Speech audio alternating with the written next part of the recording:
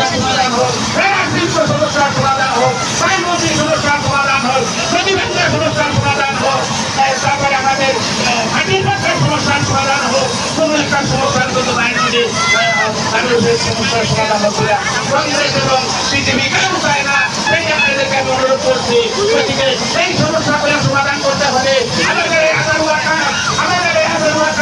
সম্পন্ন করতে হলে এই নেতাকে আমাদেরকে বাঁচিয়ে রাখতে হবে, ওনাকে আমাদেরকে জিতাইতে হবে, তাহলে কিন্তু আমাদের ভবিষ্যতে কিন্তু আমাদের বিভাগ কিন্তু আমরা ডেকে আনবো। তাই আমি আপনাদেরকে অনুরোধ করছি,